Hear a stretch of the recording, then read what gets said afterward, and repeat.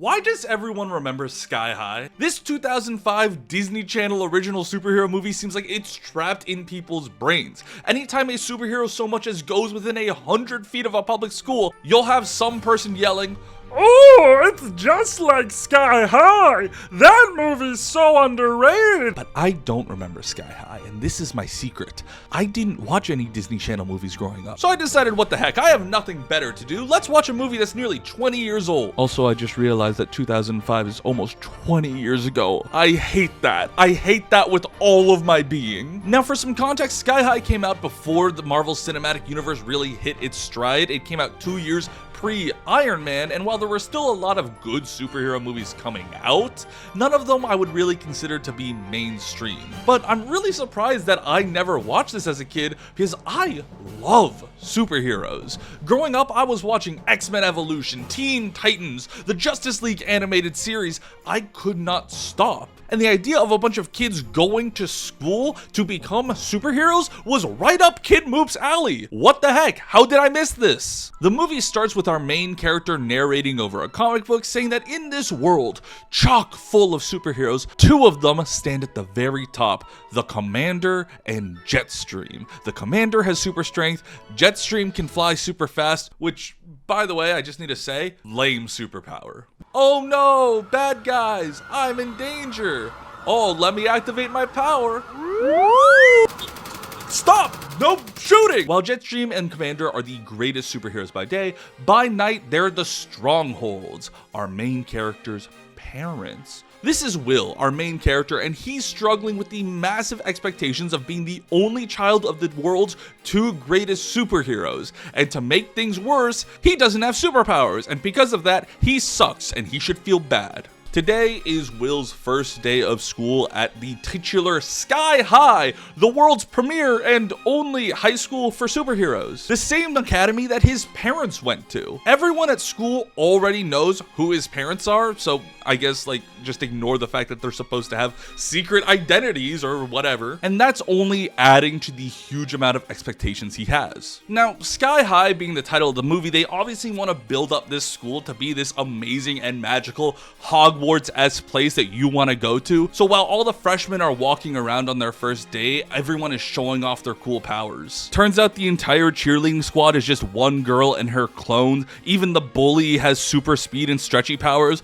A couple of creeps laser a girl's butt so she freezes them? I think they're just dead. Also, I love that there's some random dude in the background just going, "Yeah, freeze girl." Oh yeah, murder. The freshman class is eventually greeted by Gwen Grayson, the student body president, and Will is immediately in love. Why? Because, well, pretty girl. And who could blame him? That's Ramona freaking Flowers, man! She leads the group inside where it's time for their superpower placement exam, and this is my favorite scene in the entire movie. Coach Boomer, who is hilarious in every scene he's in, is going to sort them based on their power into either the hero course, if their power is really cool, or the sidekick course. If they're stinky, they suck, and they should feel bad for themselves. Following sequence is a way to introduce a bunch of the students and their really awesome powers, and whoa! We're 15 minutes into the movie, and this is the second time a student's butt has been touched. What is going on here? I'm gonna take this time to introduce you to all of Will's friends. Most of them will have zero relevance for the rest of the movie, but they're still fun characters. We have Zach, who is the cocky sort of wannabe frat boy who insists his power is great even though it just makes him glow slightly. Ethan, who is the typical young nerd who skips some grades. He can melt like a popsicle. Magenta is the token alternative dressing Asian girl that for whatever reason every mid-2000s show and movie had to have. I feel like Hot Topic was genuinely trying to brainwash an entire generation of kids, and it kind of worked. Oh yeah, Magenta's power is that she can transform into the movie G-Force. And then there's Layla. She's been friends with Will ever since they were children, and she's got a bad crush on him. We've seen that her power is to control plants, but she refuses to show off because, in her words, I think the whole hero-sidekick dichotomy only serves to... Let me get this straight. Are you refusing to show me your powers? It's more complicated than that. I mean... Sidekick! I know the movie is going for an anyone can be a hero message, but if we're talking about what kind of danger we can put students in, this kid can turn into a rock and they dropped a car on him. We should not do the same thing to the kid who just glows. Like, I know the movie's gonna take it to extremes, but I have to believe that there are different ways to train both these people. Like, Zach is just a regular kid unless you turn the lights off. Why is he at the superhero school? They have to take a break from tryouts to go to lunch, and Will is super nervous because it's gonna be his turn first when they get back, and remember, he doesn't have any powers because he's a stupid, stinky little boy. He knows that when it's his turn to show off, he's gonna be humiliated in front of the entire school, and to make things worse, there's this weird kid who's giving him like the smolder eye in the back. His name is Warren, and it turns out his father was a supervillain that was put away by Will's parents, so of course, he must swear revenge on the Avatar. Will is just having an all-around terrible day. Of course, when it's his time for tryouts, he gets humiliated in front of the entire school because how dare he be a stupid, stinky little powerless freak. He also just gets all around beat up. Like, he should have died here. This school is dangerous. And it also doesn't help that for some reason, Will's parents, the greatest superheroes in the world, have not figured out that their son doesn't have powers. The only way I can make that make sense in my head for them to not know that their son does not have superpowers is just a clear case of child neglect. That's the equivalent of a high schooler telling their parents that they are an Olympic athlete and their parents just accepting that as truth and never having any follow-up questions. You sent your kid to superpower school and didn't even figure out what their superpower was? You never thought to ask? Will tries to tell his dad that he doesn't have any powers, but his dad just decides to share with him a family tradition of taking him into his secret sanctum. It's a sweet father-son bonding moment, and the commander even goes around and shows Will all the different trophies he's gotten from different supervillains. The most important one is the pacifier. This is the ray gun that he confiscated from the first villain that him and his mom fought together, the Royal Pain. What does it do, you ask? What's it do?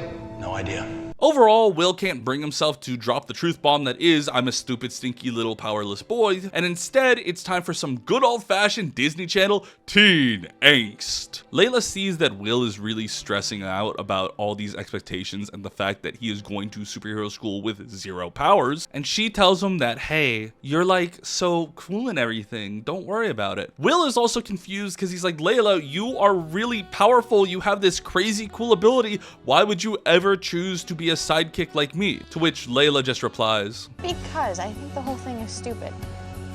Dividing people into groups like that, I mean, what is this? And once again, in the regular world, that's absolutely true. But in this circumstance, the sidekick course is so objectively worse than the superhero one. And all it really is learning how to use gadgets, coming up with catchphrases, and getting cancer?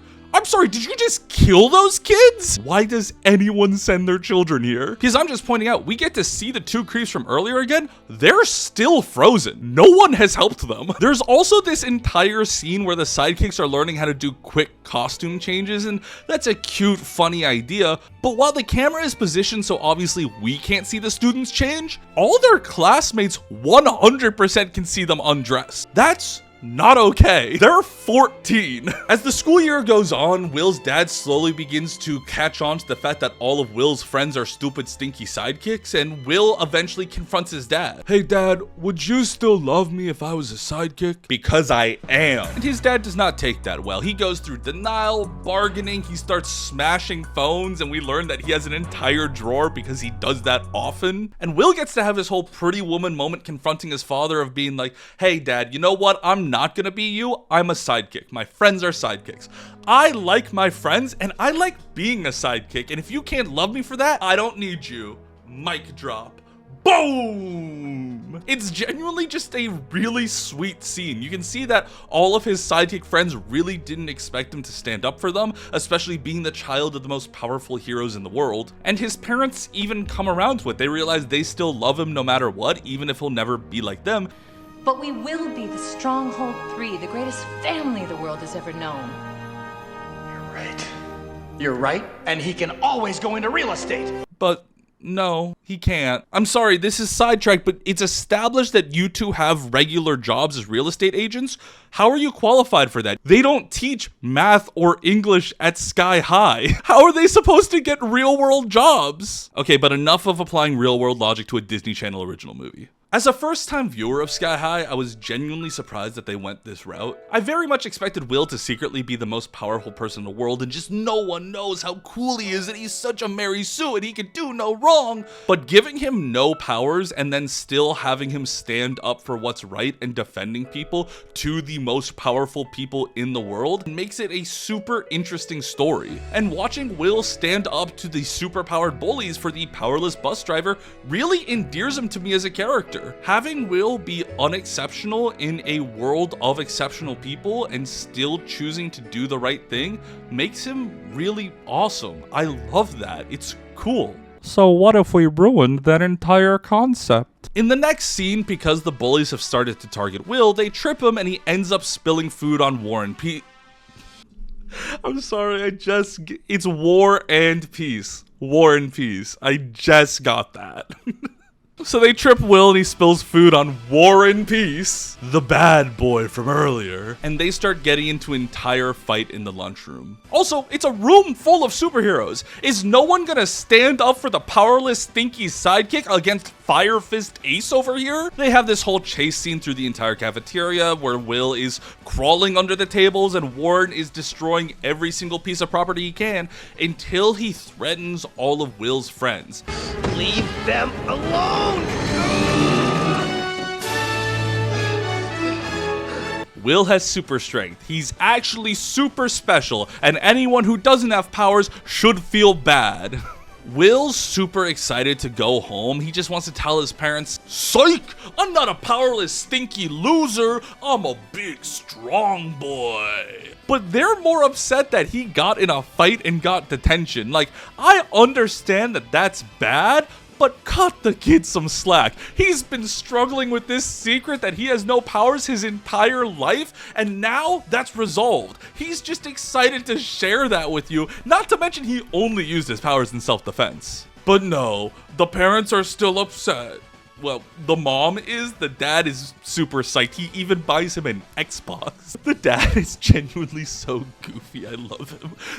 I want to be mad that this show is ruining its message, but it's genuinely just so campy and charming. I can't be mad at it. Also, I should mention that there's an evil figure who's been spying on them this entire movie, but it's not relevant yet. I just thought I should mention it. The next day, Will finds out he's being transferred to hero courses. He doesn't have to be with the stupid stinky sidekicks any longer. He gets to hang out with hot Gwen, who, remember, he's in love with because pretty. Her power is that she can control technology, and she demonstrates it by building a freeze ray to help him get an A in class. They froze another student! He's dead! This one didn't even do anything wrong! Look at him, he's terrified! Will slowly begins to hang out with Gwen and her group of popular hero friends, and slowly neglecting his sidekick friends, most notably Layla, who, remember, is in love with him because reasons. He tries to make it up to his friends by challenging the school bullies to a game of Save the Citizen. They have to save some citizen who's tied up while the other two act as supervillains. And I don't know why you would have that in a school for superheroes, but his partners Warren and the shenanigans ensue, but they end up winning. Unfortunately, this doesn't make Will closer to any of his sidekick friends. In actuality, it just makes him more popular, distancing himself from his friends once again. That night when Will goes home, Gwen is just like there in his house. Like, she called his parents and invited herself over to his house. Now, as a 25-year-old adult, I can see that this is a red, glaring flag. But for 14-year-old Will, he just sees a pretty girl who's interested in him, and he even stands Layla up to hang out that night, which is heartbreaking. She ends up hanging out with War and Peace, who turns out to be just a really funny, charming, and deep man. He's kind of cute in that bad boy, I tried to murder you yesterday sort of vibe. But as we've seen, it doesn't seem like murder is all that unusual at Sky High, so she lets it pass. Layla comes to the realization that Warren is actually a pretty chill person, and he cheers her up, especially because it turns out that Will is now going to homecoming with Gwen.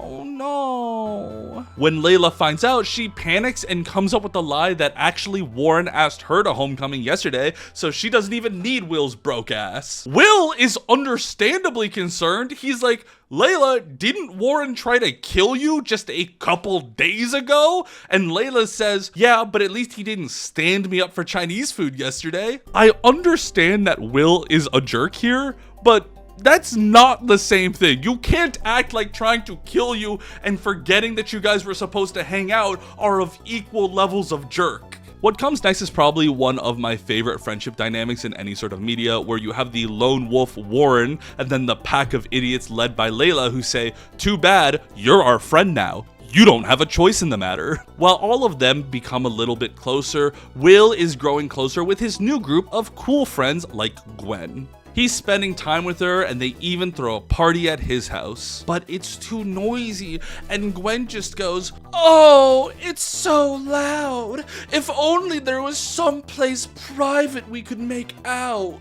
And poor hormonal 14-year-old Will never stood a chance. He brings her to the secret sanctum, and while they're getting their smooches on, someone steals the pacifier. Layla, who remember lives next door, sees that there's an entire party happening, and so she comes over to figure out what the heck is going on with Will, and Gwen essentially comes up to her and lays down the law. Everyone knows you're in love with Will, you're kind of a creep, he hates you, no one will ever love you, goodbye.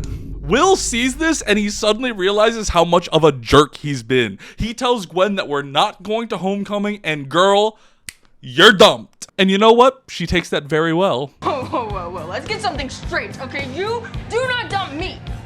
Not the night before the dance. You're dumped.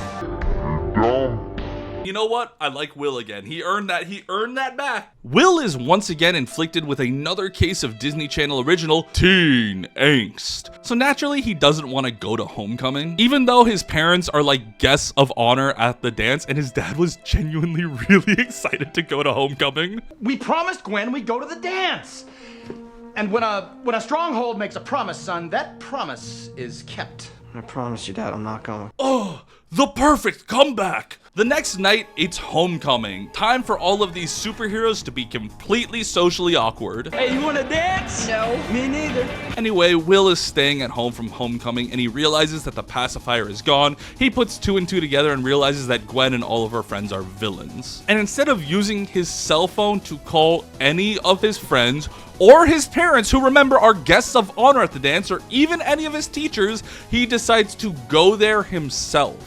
At homecoming, Gwen has done the full Power Ranger heel turn. She has revealed her evil scheme, which is to use the pacifier to turn everyone into babies. But also, I have to ask, is this a, school bang bang in a Disney movie? Is this the only case of that in a Disney movie? That's wild. I don't think you could do that anymore. Will meets up with his sidekick friends at school. They all make up and decide that they have to save the day, but not before they get their smooches in. Yeah, my parents are babies now. The group split up to do these one-on-one fights against all the villains we've met throughout the movie, and I have to say, the special effects here aren't great. Like, you can clearly see the cloning girl is played by multiple different actresses. Also, the popsicle melting kid straight up drowns a kid. How many child murders have we seen in this movie? Okay, student casualties aside, let's get back to Will and Gwen. Gwen reveals to Will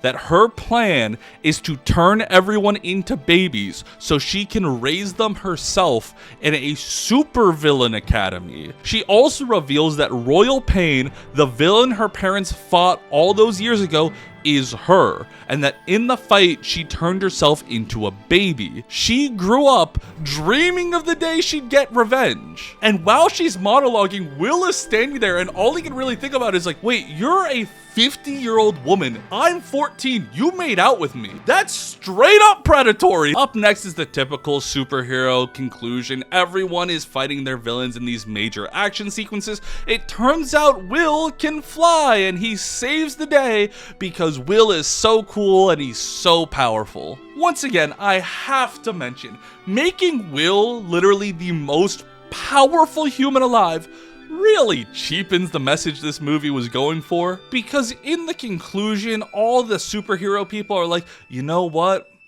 Let's call these sidekicks what they are, heroes. But no. And I know they want to say, like, even though their powers suck, they can still save the day, but they didn't. Will did, because Will is super cool and has amazing powers. If he didn't have these super amazing powers, it wouldn't have worked. They would have all died. Now, don't get me wrong, this was my first time watching the movie, and overall, it's super charming, and I can really see why it has stuck around in so many people's memories. It's not a superhero movie. It's just a high school teen angst movie, coming of age, living up to your parents' expectations, drama in a superhero setting. It's very human and therefore relatable. One of the reasons that Marvel movies have lost so many people's interest, including myself, is that they are superheroes first. They're not relatable anymore. They're so caught up in this person being this cool, untouchable demigod that they're just not a compelling character. Sky High was the opposite.